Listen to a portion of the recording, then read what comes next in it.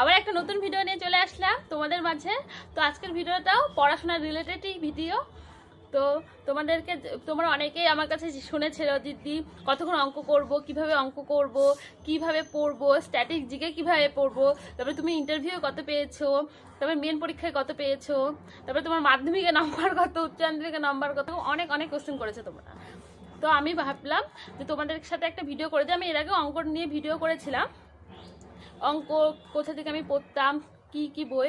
তো আমি সেদিন একটা বইয়ের কথা বলতে ভুলে গেছি। তো আমি তো সুবির দাসের অঙ্ক করতাম আর ইউটিউবেও ক্লাস করতাম, তোমাদের বলেছি। তো আমি এই বই থেকেও করেছি, চঞ্চল ঘোষ, মানে খুব কম করেছি। এই বই থেকে আমার বোন বেশিরভাগ করে, আমি খুব একবার করেছি, সব চ্যাপ্টার মধ্যে একবার করেছিলাম। তো এই বইটাও খুব ভালো, কিন্তু এই বইটা না যারা অঙ্কতে একটু দুর্বল, প্রথমত এই বইও করতে অসুবিধা হবে, কারণ এই বইয়ে অঙ্ক সব শর্ট টিকে করে আছে, ভাঙে ভাঙে করা নাই। যে অঙ্কটা একদম যে অঙ্কটা পারবে না কেউ, এমনভাবে শর্ট টিকে করা আছে না যে মনে রাখা অসুবিধা। তো না হলে এই বইটা খুব ভালো। আর আমি বলেই, যারা অঙ্কতে দুর্বল তারা কি করবে, প্রথমে তো একটা করে অধ্যায় ধরো, পাটিগণিতে ধরো সময় একটা অঙ্ক ধরলে লাভ ক্ষতি বা শতকরা। প্রথমে তো ওই অঙ্কটা একটা অধ্যায় বই থেকে করতে নিলে যে কোনো একটা বই নিবে, প্রথমে ইউটিউবে ক্লাস দেখবে, ওই সার্চ করবে লাভ ক্ষতি, যে কোনো স্যার লাভ ক্ষতি বলে অঙ্ক সার্চ করবে, যে কোনো স্যারের ক্লাস চলে আসবে। আর আমি প্রথমত 2022 সাল থেকে পড়াশোনা শুরু করেছি, 2020 যখন ডাব্লিউবিপি ভ্যাকেন্সি বাড়ে 2020, তখন থেকে। তো অনেকে আমাকে বলছে যে কখন থেকে পড়াশোনা শুরু করেছো, কবে থেকে তুমি পড়াশোনা শুরু করেছো।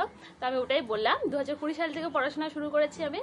তো তখন তো আমি ফিরোজ স্যার ক্লাস করাতো ম্যাথের জন্য, দ্য ওয়ে অফ সলিউশনে। তো মাঝখানে ফিরোজ স্যার কিন্তু অনেক দিন করাইনি ক্লাস।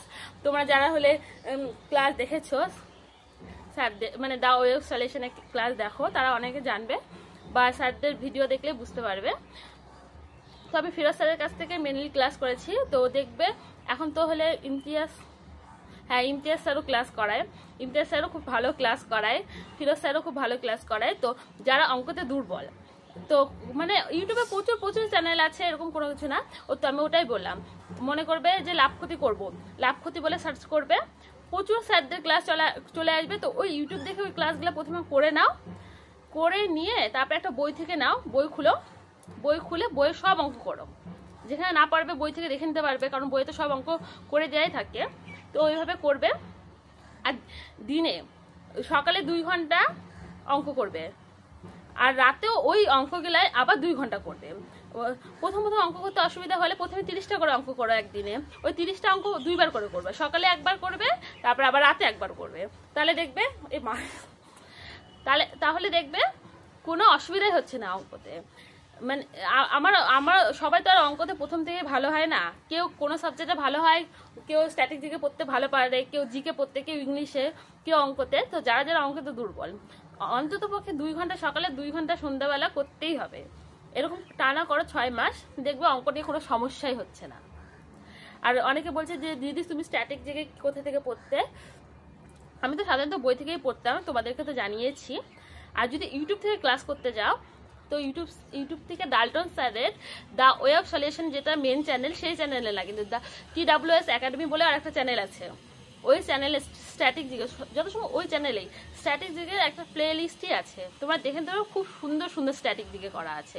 যারা বেশি পড়তে চাও, মনে করবে বই থেকে পড়ে হবে না, এই করতে পারো। আর আমি কতক্ষণ পড়তাম, আমি একটা রুটিন করে নিয়েছিলাম, যে আমি এই ঘন্টা পড়বো। কারণ আমি এর আগের ভিডিওতে, আমার ব্লগ যারা দেখেছো বা এর আগের ভিডিওতে আমি বলেছি যে আমাকে বাড়ির সব কাজ করেই পড়তে হতো।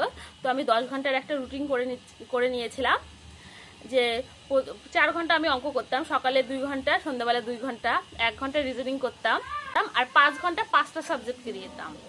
1 ঘন্টা ইতিহাস পড়তাম, 1 ঘন্টা ভূগোল পড়তাম, 1 ঘন্টা বিজ্ঞান পড়তাম, 1 ঘন্টা সংবিধান পড়তাম, আর 1 ঘন্টা স্ট্যাটিক জিকে পড়তাম। এই আমার মোট 10 ঘন্টার রুটিন ছিল। কারণ আমার প্রতিদিন 10 ঘন্টা পড়া হতো না, মিনিমাম 6 থেকে 7 ঘন্টা, 8 ঘন্টা তো পড়তাম।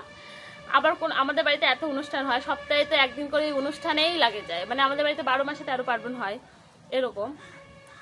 আর আমি যখন কেপি কনস্টেবলের পরীক্ষা দিই, তারপরে ডাব্লিউপি লেডি কনস্টেবল পিলি পরীক্ষা হয়, 2টারই পিলি পরীক্ষা হওয়ার পর, যেহেতু দুর্গাপূজা চলে আসে, আমি 2 মাস পড়াশোনা করিনি। এটা হলে কারো করা উচিত না, তো আমি 2 মাস পড়াশোনা করিনি, কারণ সে ঘর ঝাড়া, কারণ যেহেতু মামা বাড়িতে পূজা হয়, আবার ব্লগ দেখলে বুঝতেই পারবে, তো ঘর ঝাড়া, তারপর আমি সেলাই করি, সেলাইয়ের কাজ এই করে 2 বছর মানে 2 মাস পড়া হয়নি। ওই জন্য হয়তো কেপি পরীক্ষাটা আমার অত ভালো হয়নি, আর আমি পাসও করতে পারিনি। তো যাই হোক, লেডি কনস্টেবল তো হয়েছে, এটাই অনেক। তো অনেকেই আমাকে অঙ্ক নিয়ে অনেক কিছু বলছে, দিদি বলো বলো অঙ্ক কীভাবে করবো। তাই আমি বলে দিলাম অঙ্কটা কীভাবে করবে তোমরা। আর স্ট্যাটিক জিকে নিয়েও বলেছিলে, তো আমি স্ট্যাটিক জিকেটাও বলে দিলাম। বই থেকেও পড়তে পারো, আমি তো বই দেখিয়েছিলাম তোমাদেরকে আমি কোন বই পড়তাম। ওই বইয়ে সুন্দর স্ট্যাটিক জিকে আছে, ওই বইয়ে স্ট্যাটিক জিকে পড়লে কমন পাবে 100% শিওর। লীলা রয়ের ক্র্যাক WBCS বলছি, ক্র্যাক পুলিশ সার্ভিস, ওই বই। আর হ্যাঁ, আমি পরীক্ষার আগে কিন্তু ওই 12 ঘন্টা 10 ঘন্টা পড়লে হবে না, তখন 14 ঘন্টা 15 ঘন্টা মানে সারাদিনই পড়তে লাগবে। আর এই যে আমি না এই জেরক্সগুলা করেছিলাম, এই যে এই জেরক্সগুলো করেছিলাম, মানে পিডিএফ হয় না, পিডিএফ থেকে এই জেরক্সগুলো বার করেছিলাম। এটা কিন্তু আমি লেডি কেপি মেন পরীক্ষা দেওয়ার পর এটা আমি বার করেছিলাম, যখন আমি WP মেন পরীক্ষা দিই। কারণ একটা ইয়া থেকে, তো তোমরা যদি এটা চাও মনে করবা পিডিএফটা নিবে, তো আমাকে হলে ইনস্টাগ্রামে হলে SMS করতে পারো, আমাকে ইনস্টাগ্রামে SMS করতে পারো, তাহলে আমি দিয়ে দেবো তোমাদেরকে পিডিএফটা। তো আর যদি মনে করলে না হলেও হবে, কারণ এই পিডিএফটা যথেষ্ট ভালো আছে। আমার বোন পড়ে এখন, ওই আমার বোনও বলছে যে খুব ভালো। আর দেখো আমি এরকম করে সেলাই করে নিয়েছি। তো আমি এই জিকে আর হলো ম্যাথ করতাম। আর হ্যাঁ, থাকলো বাকি ইংলিশ আমি পড়তাম ঠিক, আমার ইংলিশে কোনো বই নেই, আর আমি ইংলিশে খুব একটা ভালো না। তো আমি ওই দা ওয়ে অফ সলিউশনে থেকে একটু ক্লাস করতাম। আর ইংলিশের ব্যাপারে আমি কিছু বলতে পারবো না কোন বই, কারণ আমি ইংলিশে কোনো বই কিনি। এটা একটা হলো, বলে দিলাম তোমাদেরকে। আর হ্যাঁ, তোমরা সবাই জানতে চেয়েছো, সবাই না, অনেকে জানতে চেয়েছো যে আমি কতগুলো অঙ্ক করেছি, কতগুলো রিজনিং করেছি মেন পরীক্ষা WP লেডি কনস্টেবল, আর কতগুলো জিকে করেছি। তো আমি বলি, আমি WP-তে জিকে করেছিলাম 20টা, তার মধ্যে 5টাই ভুল হয়েছে, 15টা ঠিক হয়েছে। ম্যাথ করেছিলাম 23টা 25-এর মধ্যে, তার মধ্যে একটা ভুল হয়েছে। জিআই করেছিলাম 21টা, তার মধ্যে একটা ভুল হয়েছে। আর ইংলিশ করেছিলাম 2টাই ভুল হয়েছে। আমি ইংলিশে কত ভালো স্টুডেন্ট যেন বলে দিলাম আমি কত নাম্বার করেছি সব কিছুতে। তো আমার ভাই এসেছে একটা, তো বলেই দিলাম তোমাদেরকে। আর হ্যাঁ, আর একটা কথা বলি, যে আমাকে দেখলাম 2-1 জন বলেছে যে তুমি মাধ্যমিকে কত পেয়েছো, উচ্চ মাধ্যমিকে কত পেয়েছো। তো আমি বলি, আমি মাধ্যমিকে পেয়েছিলাম 700-এর মধ্যে 414, ফার্স্ট ডিভিশন যায়নি 6 নম্বরের জন্য। উচ্চ মাধ্যমিকে পেয়েছিলাম 371, স্টার পাইনি 4 নম্বরের জন্য। মানে আমার কপাল এত খারাপ। আমি বলেই দিই তোমাদেরকে, তোমরা অনেকে 2-1 জন দেখলাম জানতে চেয়েছিলে। আর আমি এরকমভাবেই পড়তাম, মানে 10 ঘন্টা থেকে 12 ঘন্টা তোমাকে রুটিন করে রাখতেই লাগবে দিনে, তাহলে দেখবো ওর মানে মিনিমাম তাও 6 ঘন্টা পড়া হবে। আর পরীক্ষার আগে 1 মাস 2 মাস আগে, তখন 12 ঘন্টা না, 14 ঘন্টাও না, যত ঘন্টা পারবে পড়ো, শুধু 8 ঘন্টা ঘুমাবে, আর বাদ বাকি সব পড়বে সব সময়। এটাই আমার বলার ছিল। আর অনেকে আমার কাছে জানতে চেয়েছিল যে আমি ইন্টারভিউ কত পেয়েছি। আর আমি আগেও বলেছি আমার ইন্টারভিউ অত ভালো হয়নি, তাই আমাকে 7.33 দিয়েছে। আর মেন পরীক্ষায় পেয়েছি 53.5, কিন্তু আমি হিসাব করে দেখেছিলাম আমার 55.75 হচ্ছে, মানে 75।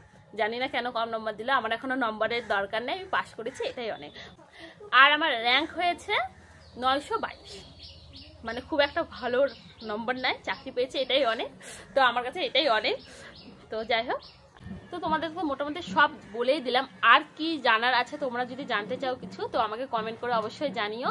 আর জানি ভিডিওটা অনেকটা বড় হয়ে গেল, তো যদি ভালো লাগে লাইক করে দিও, কমেন্ট করে দিও, আর সবার মধ্যে শেয়ার করে দিও, যাতে কারো হেল্প হয়। তো আজকের মতন বাই বাই।